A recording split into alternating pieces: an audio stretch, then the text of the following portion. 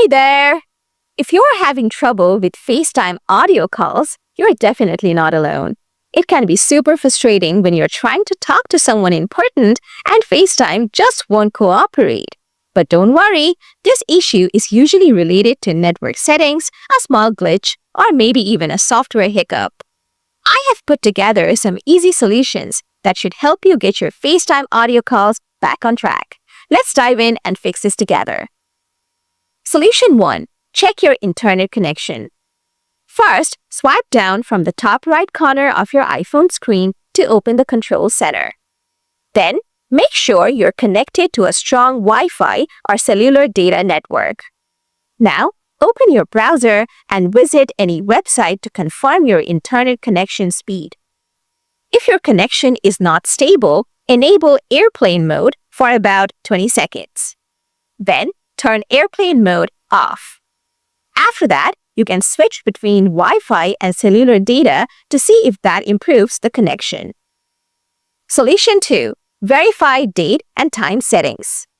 Accurate date and time settings are crucial for FaceTime.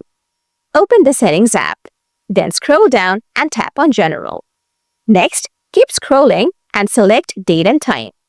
Make sure Set Automatically is toggled on. This ensures that your date and time are accurate, which FaceTime relies on. Solution 3. Restart FaceTime. Restarting the FaceTime app can often clear up temporary issues. First, swipe up from the bottom of the screen or double-click the Home button to open the app switcher. Now, swipe up on the FaceTime app to close it completely. Next, open the Settings app. Then scroll down and tap on Apps. Now, scroll down again and find FaceTime. Tap on it.